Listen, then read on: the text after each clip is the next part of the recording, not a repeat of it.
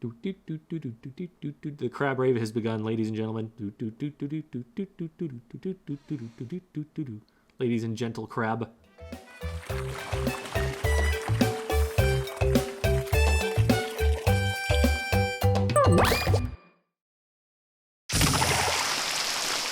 Quick introduction here, because we have seen Kiwi on this stream once before. Kiwi is a top-level player for Last Resort.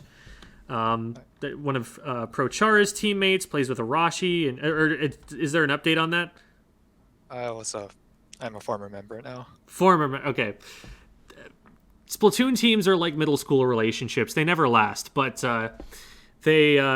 in any case, Kiwi has obviously top-level experience. Hopefully you know at least a couple of those names that I named there. So they're very well familiar with what the game is like at that level. And then we are also joined today by a new guest, Echo, who is also a Splash-O-Matic main. And we have assembled this council here, this crab council of splashes, to talk about the crab tank. So for all of the press that the crab tank has gotten recently, for all of the attention that this special has had, being, known for being the meta, and for the wonderful, wonderful meme that top-level Splatoon is a crab rave, which I am very perfectly happy to have, honestly. There's not been a lot of talk about exactly how it works. Like, everyone just goes, oh yeah, use crab, win game. And as people are very quick to point out, it's not that easy. Crab Tank is a special that does have counterplay. It is a special that does have weaknesses. And there are some particular ways that it needs to be used in order to be impactful. And I think that in spite of the massive attention that it's been getting in the competitive scene, it's something that hasn't exactly been explained, especially at like low-level competitive play or anything like that. People who are just getting into the game right now, especially competitively, won't really know how to use this thing. And I've been seeing a lot of comments on my videos like, wait, crab tank? That's not broken. You just skill issue, LOL. While I don't think that is an accurate assessment of the way that the game is running, I think it is understandable that people are thinking that because they're not really seeing what the top level players are seeing. They're not seeing, the streams of majors where people are running 3 crab tanks on a team, which is actually exactly what we are here to do. Let's first of all, before we get into specific game footage, let's talk a little bit about crab tank. And I think what I'll do is I will ask first Echo and then Kiwi.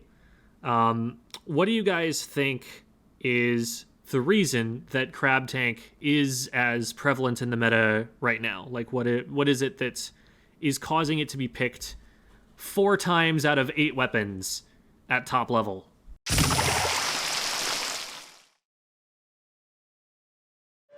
It's able to just exert a lot of pressure and create a bunch of control while also being able to stay alive where it normally wouldn't be able to. Essentially, in order for people to get you out of crab tank, they either have to fully flank you, which even that doesn't always bring success, because if your weapon doesn't kill in that time, then they can just press CL and then reposition accordingly. It is immediately pressuring and is extremely safe because of its 500 health, and stays active for about 9 seconds to control a large area about the range of a Hydra. I believe it's really strong because of how linear the maps are in Splatoon 3. You have maps like Mincemeat and Hagglefish, where Crab is able to cover almost entirely a whole section of a map.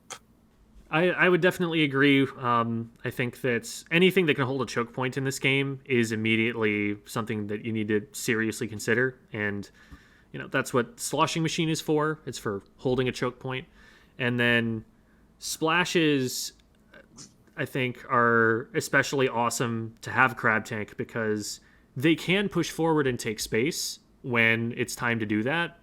But when it's time to hold their ground, they can just suddenly become a backliner. And like Echo was saying, they can just be a Hydra that never has to stop firing for 9 seconds with pretty fast kill combos, not quite as fast as a Hydra until they get warmed up and they're on the rapid fire shots. But they're also just almost impossible to splat because as soon as they get threatened by anything, they just press ZL, and there are very few things that can actually damage through that. Oh, this is on Mincemeat. Gross. Yeah, this is a map where you play triple crab. There is one choke point, and all it takes is one crab to close it. The crab rave has begun, ladies and gentlemen. Ladies and gentle crab. But I think one thing to note there is because the crab was barely out, they're going to respawn with about half of their crab left. And so it'll be pretty fast for them to recharge it. Yeah, wait, never mind. It broke the crab, so that destroys it. Yeah. Oh, it broke the crab, okay. I didn't know. Yeah, so if someone's killed from behind with crab, it's sort of like killer whale, where if you keep the duration that you didn't use yet, but if crab loses all of its health, so like another crab destroying it, then you're back at 0. With that general overview out of the way, I wanted to talk a little bit about positioning for crab tank, because I do think that unlike something like a Booyah Bomb, which is just kind of global and you can pop it, wherever it's convenient to pop it as long as you're not going to get shredded, I think crab tank, you do want to take very specific positions, because I think one of the number one things that a beginner crab tank user will do wrong is they'll pop it someplace where they're not going to get value from it. So we'll go in reverse order this time. Kiwi, where do you think a crab tank user is trying to look, like in general, not just on this map we're looking at, but in general? Where does a crab want to stand? Where does it want to position to get the most value out of that?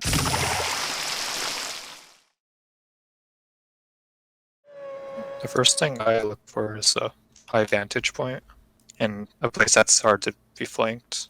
Is there any sort of like, for offensive considerations, are there any positions that you're especially trying to put it into to get most impact? Maybe a position that'll try to push out the backliners. I guess one of the main things with crab is it's able to force people into corners or back behind cover. And so if you're aware that your teammates are wanting to push in, then being at a slightly different angle than your teammates can let them sort of go behind that cover that they're using to dodge a crab tank and then be able to finish off the shot. So even though you're not getting the picks as the crab, they're forced into that position because of your special, and then they're much easier to pick off because they have to choose, do I stay in this predictable spot for my teammate that's rushing them, or do I go back out in the open and get crab tanked?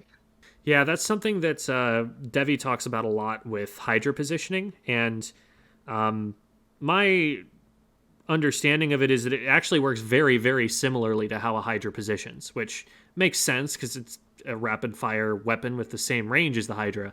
But one of the things that she always talks about, because you always run into the issue that, well, great, there are 3 backliners in my solo queue lobby. This is not ideal. What do I do here? And the answer is that you take slightly more aggressive positions, but the important part of that and the reason why you do it is that you create off angles with the other backliner.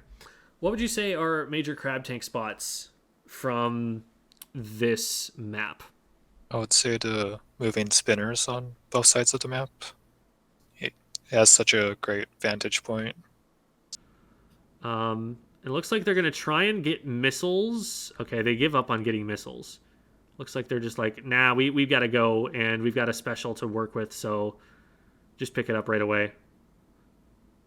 Oh, and the crab tank just shuts it down. That's such a nasty angle. I can see what you mean, because that's you can just see over the cover. You can see so far underneath the ledge. There's nowhere to hide except top mid from that position on the crab tank. I think also if you're just trying to get space, like you've just gotten Rainmaker pop and have cleared out mid and want to get them out of first checkpoint range, doing a crab from top mid can be pretty useful.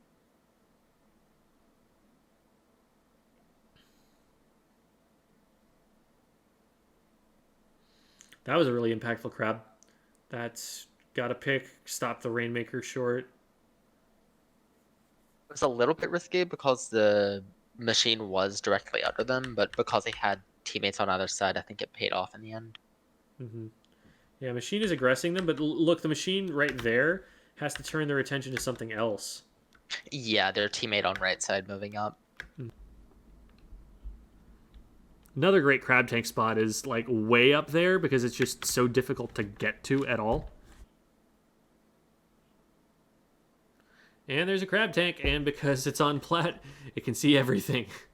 From here is probably a pretty good crab tank position. You can see glass, you can see the whole switchback, you can see plat, you can see this top right area. Like everywhere that the enemy team is going to want to come out, you have range to hit from this position. Not a ton of cover, but that's what the tank part of the crab tank is for. It's like putting a backliner out here is a little bit riskier because you really need their front line out in front of them to make that safe. But here, I mean, the Tetris can feed, and you can just still put a crab tank out there, and it'll still hold its space. And there's a crab tank on the flank, which would have been a threat if not for the other crab tank. Not a lot of cover from that, so I think that was a solid position to take. Did force the defensive crab tank out, so they're not going to be able to use that crab tank to retake the zone, but if the crabs are being used with the idea of countering your own crabs, then it could be enough to stop the ones that are being used with the purpose of holding a choke point. well, crab on bridge, win game. Crab on bridge, win game. Eeltail bridge is one of the strongest crab tank positions in the entire game. Kiver's popping a crab on left. Trying to gain access to the bridge here. They do get it. Yeah, and that's going to bridge And then them right crab in on the mid. snipe. And then another crab on enemy snipe.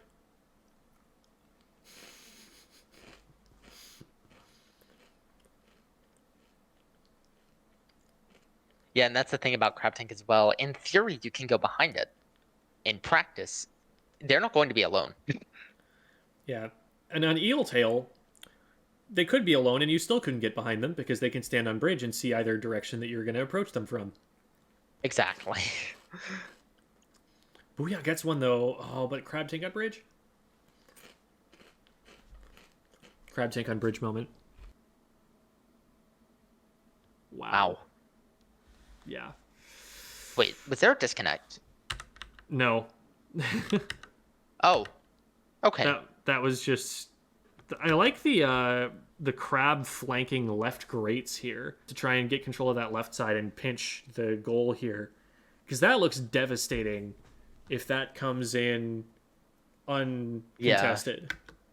Like, I think they were trying to do the Tetra over there while the rest of the team dove the splash on the left. Oh, yeah, but they get stopped right here. Because the crab tank. Because of the crab tank. Yep, that's a crab, all right. Crab on that position is disgusting. It's fantastic. It's genuinely painful to play against. It is fantastic. Well, it feels good to play at least. I don't know how interesting it is on stream, but you know. Yeah. Good for the splash player, bad for the game is the way that I would characterize that position for crab tank. The only way that they have to get onto the zone is the really telegraphed drop off onto the flank route. Anything else, any other high ground that you're trying to have over the zone, completely cut off unless you have a higher ground crab tank or a booyah bomb or something. And there's no booyah bomb here.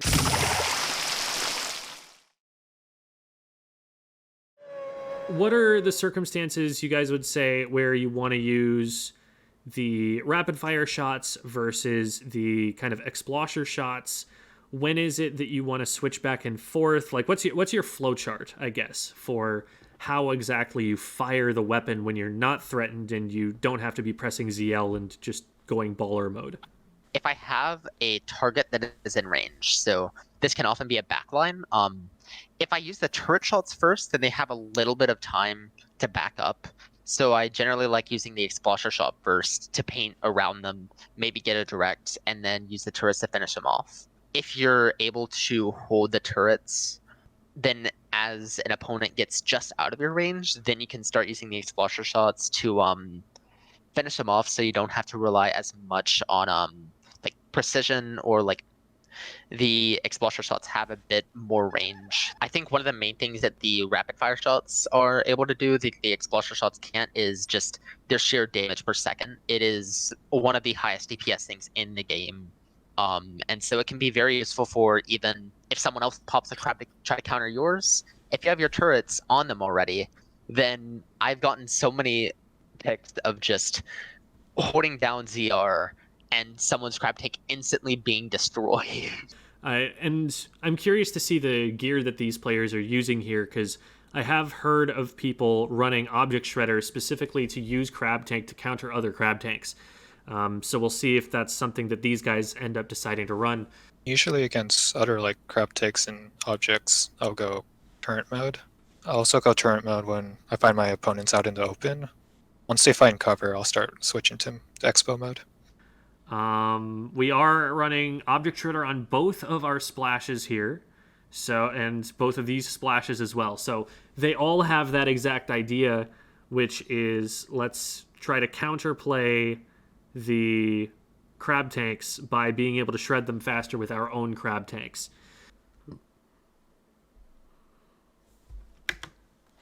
Where would you crab from here to try and get back into mid? So if your team's wanting to push in through right side, for example, having a crab there at first forces the enemy behind cover, so then your teammates are able to get a bit more paint control in that area. Gotcha. So you softened it up with the artillery and then send in the infantry. I agree with that approach too. You just want to grab that overlooks the side so your teammates can push into that area. I think the crab on bottom right wasn't really able to do all that much, especially since the heavy was the main thing to watch.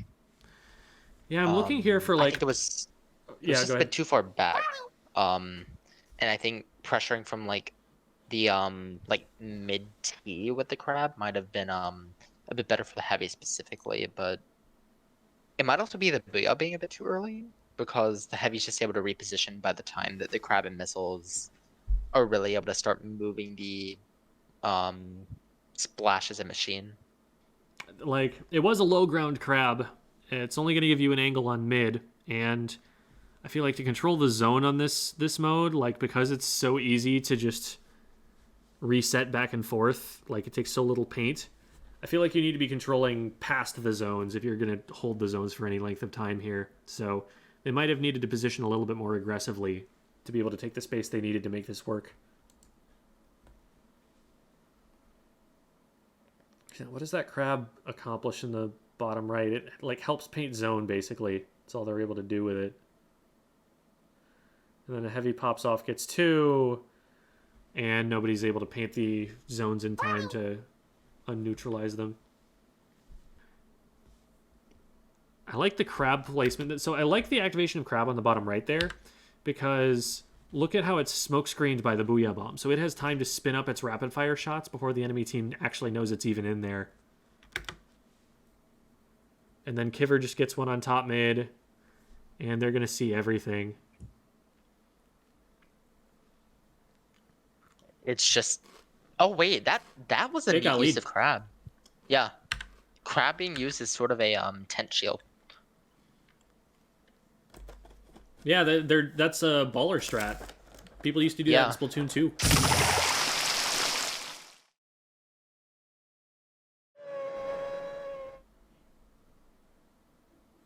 Crab is... I like the way that they're trading off aggro there. They're keeping themselves safe. That's really not the easiest thing to do. That is something I'm generally noticing, I think, with the Japanese teams. When an enemy crab tank gets popped, they're not pushing, they're not like backing up quite as far, and they are trying to set up for these pincer plays when they can find them a lot. I don't feel like I'm seeing a lot of the Western teams doing that quite as much. Even trade, crab tank is out, but the crab tank's being sharked. Oh, that was a really good kind of set play. Sharking, waiting for the teammate to come in and then hitting it from an off angle, and they do get it shredded. And now they've got a teammate behind the other one. It feels like Starburst crabs are like grouping up on top of each other. I don't know how much I like that, because I feel like we saw that formation of two players, pincering the one crab, and then the other crab just moved to the same position, and the same thing happened to id. I would like to see the crabs spreading out a little bit more and trying to take like different angles somehow. But maybe that's also what they needed to do to trade back, because they did make a successful push with that play earlier with putting two crabs in the same spot. This is Undertow. The zones are postage stamps. Japanese team seems to be really good at teaming up against the crab. Yeah, they've been putting some good like pincer movements out there. So we're seeing like skirmish and slay right here.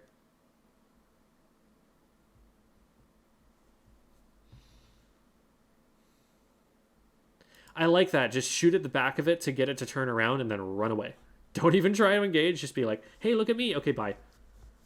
Because you don't want to fight it head on, but if you make it spend some of its duration firing in an irrelevant position, that probably helps. Also gets rid of their turret charge. Mm-hmm. Forces them to press ZL. Kind of like how you force a Hydra to reposition to get rid of its charge. They do have a crab on AR. If they can get that up to the enemy perch, this could be huge. Oh, they popped it in mid.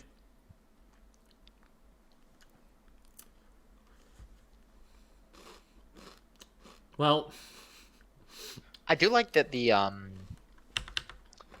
NS just decided to opt to drop down to either side to avoid the crab, so that player just moves to the flank, and then that makes a lot of sense. If they're not going to be able to contest the crab in mid, then just get to the closest position you can get to the crab before it has a sight line on you and wait for it to end. So like normally taking those flanks would be a slower way to get into mid, but considering that mid is just thoroughly inaccessible right now, creep right up as close as you can get to the edge and then pull the trigger as soon as the crab is done. So I don't think that's like an outright win for Graveyard Shift, but it did buy them enough time to get a crab ready. Just the crab is being pushed now. Crab couldn't stay up there, and it lost all of its duration. So that was a pretty good counter from, admittedly, the other splash, but they put pressure to flank the crab, forcing the crab back, and since there was nowhere behind it, it just kind of took the high ground and was able to crab there itself. I think a few other specials like Ultra Stamp are supposed to be counters to it, or like checks. Mm-hmm. Like Reef Slider is absolutely, design-wise, a theoretical counter to crab. It's just so undertuned by having those terrible recovery frames that it can't do that job. There's been a lot of comparisons between this and the Splatoon 2 meta. I think that overall, Stingray and Armor and Missiles were worse for the game. Because Crab Tank, I think there's a lot that you can change in the way that it currently works. There are just more variables you can tweak to nerf it. There's a lot that you can change about the Crab Tank. I think there's less that you can fundamentally change about Stingray or Armor without just making them awful and feel bad to play. But I will say there were more specials that were meta in Splatoon 2 than there are now. And I think that at least led to a lot more variety at the top level. I think there needs to be more that can challenge Crab Tank as a special. Because right now it literally is like all Crab Tank and maybe some Booyah. And missiles on certain maps. Get a little bit more in there and like get some more weapon kits, and this could easily change, and I'm sure it'll change with balance patches, but like right now it's kind of feeling like the Tri-Slosher meta from the beginning of S2, with how dominant this one weapon is in it. I think one thing that was intended with Crab Tank is it was given 9 seconds because the turret mode initially starts very slowly and it's supposed to amp up from that. But the main thing that's stopping that is its immediate pressure with the explosion mode. So you can get 90 damage almost as soon as you pop Crab Tank if you get a direct with that. Yeah, so combine that with the fact that Crab is able to set up and have a turret mode that goes for 9 seconds. Combine that with the fact that Crab can essentially be a baller, and you get a truly formidable special. As far as nerfing the special goes, I think something like either making the ball form a lot more committed. So having a lot more time before one is able to fire an explosher shot, for example, after getting out of the ball form, would make it a lot less immediately threatening. That's one of the things that's preventing it from being like dealt with head on as soon as it pops out. Either that or just decreasing its duration. Or is that one tweet about adding Stingray back just to deal with Crab? Let's not open Pandora's box here. Please realize that Stingray will be worse in this game because there is no armor, and also because the maps are even more narrow than they were in Splatoon 2, and so there's nowhere to run from them. Stingray would be... It would counter Crab. It would also counter everything.